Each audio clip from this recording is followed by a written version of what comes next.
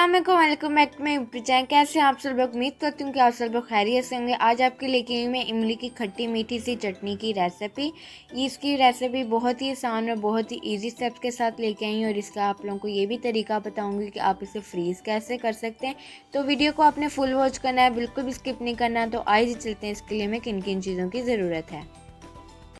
तो यहाँ पे जी आपको सबसे पहले 200 ग्राम इमली चाहिए होगी, यानी कि 1 पाव। इसे मैंने तकरीबन 2 कप नीम गर्म पानी के अंदर भिगो के रख दिया था। आप इसे अगर चाहें तो 2 से 3 घंटे भी भिगो सकते हैं।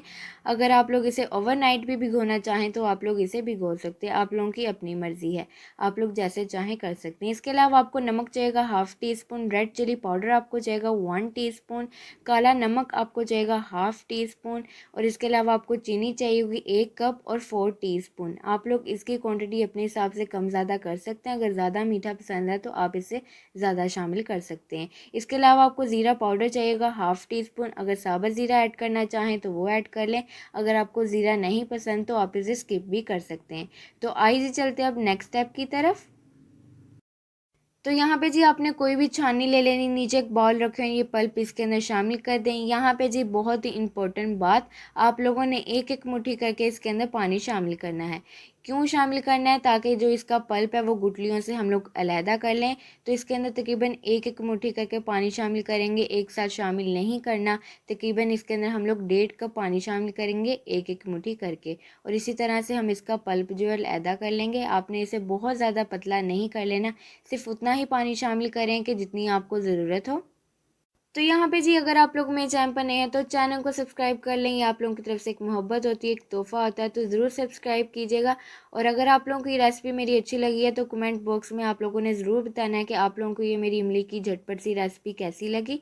तो इसी तरह से हम लोग अपने पल्प को गुठलियों से अलहदा कर लेंगे।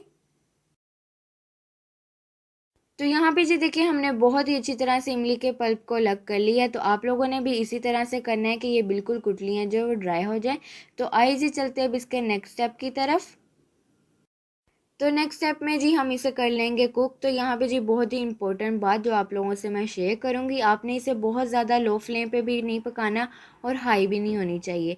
बिल्कुल आपकी फ्लेम जो है मीडियम होनी चाहिए, क्योंकि जब आप लोग हाई फ्लेम पे इसे कुक करते हैं तो आपकी वो चटनी में टेस्ट नहीं आता। तो कोशिश करें कि फ़्लेम को आप लोग मीडियम ही रखें। तो अब यहाँ पे जी हम लोग एक बॉईल आने का वेट कर लेंगे। तो यहाँ पे जी देखिए हमारा बॉईल आ चुका है। तो इसके बाद हम इसके अंदर शामिल करेंगे शुगर। तो अगर आप लोगों को ज़्यादा मीठी पसंद है तो आप लोग ज़्यादा भी शामिल कर सकते हैं। अगर आप लोगों ने खट्टी मीठी चटनी रखनी है तो जितनी क्वांटिटी आप लोगों को मैंने बताई है तो आप लोग उतनी ही इसके अंदर शामिल करें। तो चीनी शामिल करने के बाद अब इसे हम लोग तकरीबन 15 मिनट के लिए मीडियम फ्लेम पे कुक कर लेंगे। तो यहाँ पे जी देखिए इसे कुक करते हुए तकरीबन 15 मिनट हो चुके हैं। तो इसके अंदर हम शामिल करेंगे बाकी की चीज़ें। तो नमक शामिल करें, रेड चिली पाउडर इसके अंदर शामिल करें और इसके बाद इसके अंदर शामिल करेंगे ज़ीरा पाउडर और काला नमक शामिल करें और सब चीज़ों को अच्छी तरह से मिक्स कर लें। और यहाँ पे अगर आप लोगों को ज़ीरा नहीं पसंद या फिर ज़ीरा पाउडर नहीं है तो आप लोग साबुत ज़ीरा भी ऐड कर सकते हैं, भुना हुआ। अगर आप लोगों को बिल्कुल ही नहीं पसंद तो आप इसे स्किप कर दें। तो यहाँ पे जी बहुत ही इंपॉर्टेंट बात, अगर तो आप लोगों ने इसके अंदर ज़्यादा पानी शामिल कर दिया है तो आप लोगों की चटनी को ज़्यादा टाइम भी लग सकता है। ज़रूरी नहीं कि जो टाइमिंग मैंने आपको बताई है उसी में कुक हो जाए। अगर तो आप लोगों ने ज़्यादा पानी शामिल कर दिया है तो इसे टाइम भी लग सकता है। तो आप लोगों ने परेशान नहीं होना, तो आप लोगों ने इसे कुक कर लेना है। तो यहाँ पर जी अब इसे हम लोग तकरीबन 15 मिनट मज़ीद पकाएंगे मीडियम फ्लेम पर। तो यहाँ पे जी 15 मिनट हो चुके हैं इसे कुक करते हुए। यहाँ फिर आपने इसे इतना कुक करना है कि इमली की चटनी आपकी गाढ़ी हो जाए। तो यहाँ पे इसे कुक होने की निशानी ये है कि इस तरह से इसके बबल्स बनना स्टार्ट हो जाते हैं। तो यहाँ पे आपने इसे बहुत ज़्यादा कुक नहीं कर लेना, क्योंकि इस तरह से जब बबल्स बनना स्टार्ट हो जाते हैं तो इसका मतलब है कि हमारी इमली की चटनी तैयार है। क्योंकि ठंडी होने के बाद भी इमली की चटनी जो है वो गाढ़ी हो जाती है। तो इस पॉइंट पर आके हम अब इसकी फ्लेम ऑफ कर देंगे। तो आइए जी चलते अब इसके नेक्स्ट स्टेप की तरफ। तो यहाँ पे जी बहुत ही इंपॉर्टेंट बात, आप लोगों को कोई भी जार है अगर प्लास्टिक का है, शीशे का है, वो बिल्कुल खुश्क होना चाहिए, बिल्कुल भी पानी नहीं होना चाहिए। अगर थोड़ा सा भी पानी हुआ तो ये चटनी जो है 1 हफ्ते के अंदर अंदर ख़राब हो जाएगी।